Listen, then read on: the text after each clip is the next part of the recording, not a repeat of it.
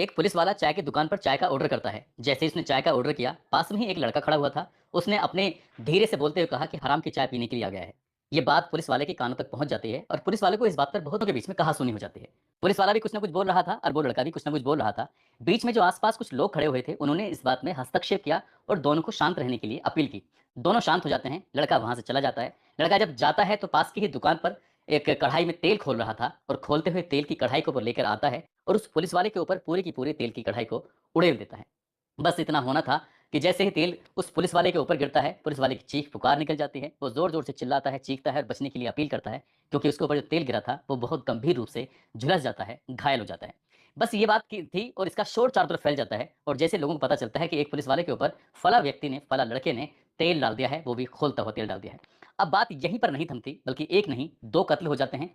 उस कत्ल की गूंज न केवल उस जिले में थी, बल्कि पूरे प्रदेश भर में फैल जाती है कि आखिरकार इस कत्ल के पीछे जो भी डबल मर्डर होता है, उसके पीछे की वजह क्या है। जब लोगों के सामने वजह आती है, तो लोग भी सड़कों पर उतर आते हैं। एसडीएम साहब ने जब लोगों को शांत करने का प्रयास किया, पहले तो लोगों ने एसडीएम साहब को दौड़ाया और ये भी दावा किया जा रहा है कि भीड़ ने उस एसडीएम साहब को भी पीट दिया।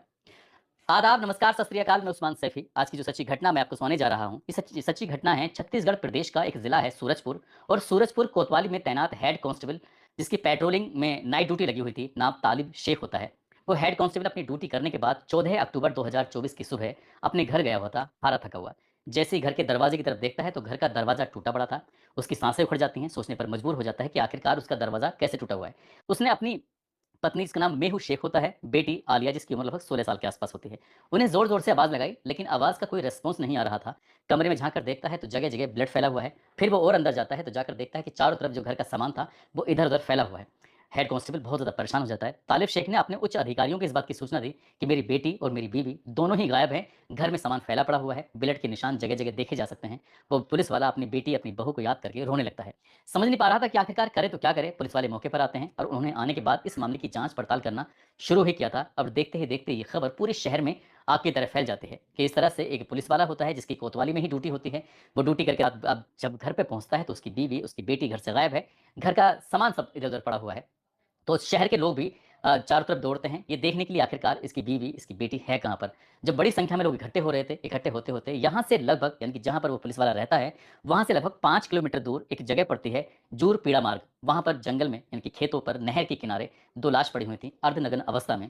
और जैसे देखा जाता है तो अर्धनग्न अवस्था में लाश जो थी वो किसी और की नहीं, बल्कि उसी हेड कांस्टेबल तालिब शेख की बीवी, जिसका नाम मेहू शेख होता है, उसकी 16 साल की बेटी आलिया शेख की लाश पड़ी हुई थी। बस इतना था कि पूरे शहर में ये खबर आग की तरह फैल जाती है। लोगों में इस कदर गुस्सा था जिसका कोई जवाब नहीं। पुलिस वाले ने लोगों को रोकने की कोशिश की।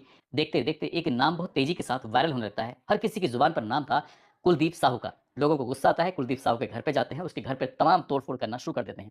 बात यहीं नहीं थमती है, उन्होंने उसके घर पर आग लगा दी। घरवालों को तो पुलिस वालों ने किसी तरकीब से बचा लिया, उन्हें बचाकर यहाँ से बाहर लेके जाते हैं। इसके बाद और बड़ी संख्या में लोग इकट्ठे होते हैं। इकट्ठे होने के बाद कोतवाली के ठीक सामने हंगामा करना शुरू कर देते हैं, प्रदर्शन करते हैं, साथ ही जाम लगा देते हैं।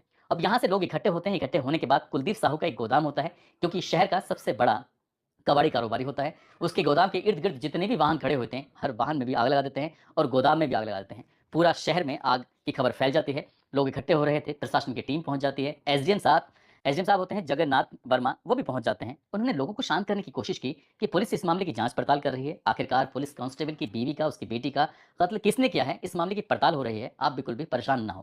जैसे ही एसडीएम साहब लोगों के बीच में जाते हैं, समझाने की कोशिश कर रहे थे, भीड़ में लोगों ने कहा कि इसको भी मारो, इसको भी पीटो, इसको भी सबक सिखा दो। उसको बताते हैं कि एसडीएम साहब को भी एक मीडिया रिपोर्ट भी कहती है कि एसडीएम साहब को भी 2-4 हाथ पड़ गए थे। लेकिन ये एक पुलिस वाला सक्रिय होता है, एसडीएम साहब का हाथ पकड़ता है और भीड़ से एसडीएम साहब को दौड़ता हुआ वहाँ से ले जाता है, ताकि भीड़ का जो गुस्सा था ऐसा ना हो, एसडीएम साहब भी इस बात के शिकार हो जाएँ। अभी जिले में खबर चल रही है। इसी बीच में जो पुलिस वाले मामले की जाँच पड़ताल करते हैं। जाँच पड़ताल करने के बाद उन्हें पता चलता है कि अभी 1 रात पहले, यानी कि ये घटना 14 अक्टूबर 2024 की है और 1 दिन पहले, यानी कि 13 अक्टूबर की शाम की बात है, जब जो विसर्जन होती है प्रतिमा, उनकी उसमें ड्यूटी लगी हुई थी। एक कांस्टेबल होते हैं घनश्याम सोनवानी, वो ड्यूटी करके आए थे और चौपाटी पर बैठ के आराम से चाय का ऑर्डर ही दिया था कि बताया जाता है कि कुलदीप साहू वहाँ पर पहुँच जाता है और पुलिस वालों को देखते ही उसने कहा था कि हराम की चाय पीने के लिए यहाँ बैठा हुआ है। बोला धीरे से था, ऐसा लोग बताते हैं और इसी बात पर कहासुनी हो जाती है। घनश्याम सोनवानी ये समझाने की कोशिश कर रहे थे, कहासुनी ज़्यादा बढ़ जाती है। इसी बीच में कहासुनी के बीच में ये यहाँ से यानी कि कुलदीप साहू पास की ही दुकान पर जाता है, वहाँ पर खोलते हुए तेल की कढ़ाई लेकर आता है और घनश्याम सोनवानी जो पुलिस कांस्टेबल होते हैं, उनके ऊपर उड़ेल देता है। यहाँ उनकी हालत ख़राब हो जाती है क्योंकि बहुत बुरी तरह से वो झुलस जाते हैं। आनन-फानन ही उनको अंबिकापुर मेडिकल कॉलेज हॉस्पिटल में भर्ती कराया जाता है और उनका उपचार शुरू हो जाता है। अब ये बात उच्च अधिकारियों तक पहुँच जाती है। उच्च अधिकारी इस व्यक्ति की तलाश में जुट जाते हैं और तलाश में जब जुटते हैं तो साथ ही एक टीम होती है जिस टीम का एक हिस्सा था तालिब शेख। तालिब शेख भी कुलदीप साहू को ढूँढने की कोशिश कर रहा था कि आखिरकार कुलदीप साहू मिले तो उसे गिरफ्तार किया जाए और गिरफ्तार करने के बाद उसको जेल भेजा जाए। एक तरफ तो टीम का गठन किया जा रहा था ताकि कुलदीप साहू को गिरफ्तार कर लिया जाए। दूसरी तरफ बताया जाता है, ऐसा दावा किया जा रहा है मीडिया रिपोर्ट में कि कुलदीप साथियों के साथ तालिब शेख के घर पर जाता है, इसका दरवाज़ा तोड़ता है, उसकी बीवी, उसकी बेटी को बहुत बुरी तरह से बताते हैं कि तलवार से या किसी धारदार हथियारों से गोद कर मौत के घाट उतार देता है। इस वक़्त बीवी और बेटी ने जान बचाने की तमाम कोशिशें की थी क्योंकि घर के जगह-जगह हिस्से में जो ब्लड फैला हुआ था, उससे साफ-साफ पता चल रहा था कि माँ और बेटी ने अपनी जान बचाने की कोशिश की थी लेकिन उन्हें बचने का अवसर नहीं मिल पाया। और जब ये नाइट ड्यूटी करने के बाद सुबह जाता है तो पता चलता है कि माँ और बेटी दोनों मारी जा चुकी हैं और जैसे ही माँ-बेटी के मरने की खबर शहर वालों को पता चलती है तो शहर वालों में उबाल पैदा हो जाता है। दरअसल जो कुलदीप साहू है वो इस ज़िले का सबसे बड़ा कबाड़ी कारोबारी होता है। इसके यहाँ पर कबाड़ा वगैरह जो होता है, लोहे का काम वगैरह करता है, वो आता-जाता है। लेकिन इसी बीच में एक खबर और भी चलती है, ये कुछ समय से लगातार चल रही थी कि फ़िल्टर प्लांट साथ ही अन्य संपत्ति पे लगातार चोरियाँ हो रही थी और चोरी की वारदात की घटनाएँ इतनी बढ़ रही थी कि चोरी का माल सब का सब ये कुलदीप साहू खरीद लिया करता था। और जब ये बात नगर पालिका को पता चलती है तो नगर पालिका ने एक प्रस्ताव पारित किया कि इस व्यक्ति का शहर में रहना बिल्कुल सही नहीं है। जब तक ये शहर के अंदर रहेगा, तब तक ये चोरी की घटनाएँ ऐसे ही होती रहेंगी। नगर पालिका ने इस प्रस्ताव को पास कर दिया और पास करने के बाद पता चलता है कि अगले 1 साल तक कुलदीप साहू का इस शहर यानी कि चाहे सूरजपुर हो, चाहे सरगुजा हो, कोरबा हो, कोटिया हो, बलरामपुर, रामानुजगंज हो या महेंद्रगढ़ हो, चिरगिरी हो या भरतपुर, सिंगरौली, इन शहरों में, इन कस्बों में, इन जगहों पर अगले 1 साल तक कुलदीप साहू के आने पर पूरी तरह से पाबंदी लग चुकी थी। वो प्रवेश निषेध हो चुका था कि अगर ये दिखाई देता है तो इसके खिलाफ कानूनी कार्रवाई की जाएगी। ये शहर से दरबदर हो जाता है, अब इसे अब शहर में घुसने की अनुमति नहीं थी। लेकिन इससे कुछ ही दिन पहले इसका भाई, जिसका नाम संदीप साहू होता है, ये ऐसा मीडिया रिपोर्ट में आता है, हालाँकि पुलिस ने अभी जाँच-पड़ताल अभी पुलिस की जारी है, लेकिन कुलदीप का बड़ा भाई संदीप साहू, शहनाज़ अख्तर का एक जगराता कार्यक्रम चल रहा था, उस कार्यक्रम में संदीप साहू भी पहुँच जाता है, जो कि कुलदीप साहू का बड़ा भाई होता है। हालाँकि उसके ऊपर कोई आपराधिक रिकॉर्ड नहीं होता, लेकिन कुलदीप साहू का जो रिकॉर्ड होता है, वो बिल्कुल भी साफ-सुथरा नहीं है, बल्कि बताते हैं कि वो आदतन अपराधी है, उसको अपराध करने में उसे बड़ा अच्छा लगता है, उसको बहुत मज़ा आता है। संदीप साहू जब शहनाज़ अख्तर के जगराता कार्यक्रम में गया हुआ था, इसी बीच में 2 पक्षों में झगड़ा हो जाता है और झगड़े की सूचना पुलिस को दे दी जाती है। बताया जाता है कि बीजेपी कार्यकर्ताओं ने जो संदीप साहू था उसको पकड़वाया, उसके बाद पुलिस ने उसको पकड़ा, पकड़ने के बाद उसको बेदम तरीके से पीटा और बहुत ज़्यादा जब पीटा जाता है वो गंभीर रूप से घायल हो जाता है। इस बात की सूचना मिल जाती है कुलदीप साहू को। अब कुलदीप साहू को ये पता चलता है कि उसके बड़े भाई की कोई गलती नहीं है, बेवजह उसको पीटा जाता है। उसने अपने ही स्तर से ये पता करने की कोशिश की कि उसके भाई को आखिरकार किस-किसने पीटा है। तभी उसने एक सूची बनाता है, लिस्ट बनाता है, जिसमें जो-जो उसके भाई को पीटने वाले थे, चाहे वो घनश्याम हो या फिर तारिक शेख हो। ऐसा बताया जाता है कि इन लोगों ने इन पुलिस वालों ने उसके भाई को पीटा था।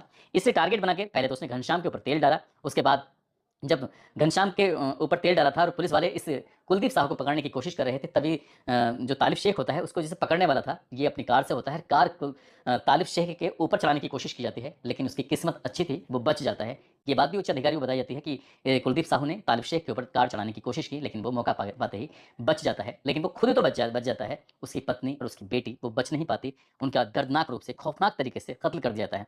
पुलिस भी इस आरोपी की तलाश में जुट जाती है। आखिरकार पुलिस ने 15 अक्टूबर 2024 को यानी कि इस घटना के दूसरे दिन ही गिरफ्तार कर लेते हैं। झारखंड की तरफ से एक बस आ रही थी जो कि गोदरमाना अंबिकापुर की तरफ जा रही थी और बलरामपुर की पुलिस ने मौका देखते ही, क्योंकि हर वाहन को, हर उसके गुजरने वाले इन रास्ते से वाहनों को तलाश करना शुरू कर दिया और बलरामपुर की पुलिस ने आखिरकार कुलदीप साहू को गिरफ्तार कर लिया। एक तरफ तो उसकी गिरफ्तारी होती है, दूसरी तरफ जो हेड कांस्टेबल होता है उसकी पत्नी और बेटी का पोस्टमार्टम होता है। पोस्टमार्टम के पास उनके जो गाँव होता है वहाँ पर उसका अंतिम संस्कार कर दिया जाता है। हालाँकि पुलिस अभी इस मामले की जाँच पड़ताल में जुटी है कि आखिरकार कुलदीप साहू ने क्या इस जो घटना को अंजाम दिया था, किस तरह से उन्हें मारा, क्या अकेले ने मारा, क्या उसके साथ पूरी टीम लगी हुई थी, कौन-कौन उसमें शामिल थे और हत्याकांड की असल वजह क्या थी। पुलिस अभी इस मामले की जाँच पड़ताल में जुटी थी। साथ ही पुलिस ने इस कुलदीप साहू पर 50,000 रुपए ज़िंदा और इसका एनकाउंटर हो जाता है तो 1 लाख रुपए का इनाम भी घोषित कर दिया था। हालाँकि उसको ज़िंदा ही पकड़ लिया गया। आगे भविष्य में क्या होगा इसके बारे में तो कुछ कह नहीं सकते, लेकिन पक्ष और विपक्ष में हंगामा खड़ा हो जाता है। कुलदीप साहू को बताया जाता है कि ये कांग्रेस पार्टी से जुड़ा हुआ था और ये पूर्व कांग्रेस बीजेपी पर और बीजेपी कांग्रेस पर आरोप-प्रत्यारोप लगाना शुरू कर देते हैं। लेकिन जिस तरह से एक पुलिस वाले की बिल्कुल हत्या का प्रयास किया गया था, तेल उस पर उड़ेल दिया जाता है, साथ ही एक पुलिस वाले के परिवार को खत्म कर दिया जाता है, उस पर कई तरह के सवाल खड़े होते हैं, कानून व्यवस्था पर भी सवाल खड़े हो जाते हैं। हालाँकि पुलिस ने अपील की है कि आरोपी को किसी भी कीमत पर बख्शा नहीं जाएगा और पूरे घटनाक्रम का खुलासा भी कर दिया जाएगा। दोस्तों, जाते-जाते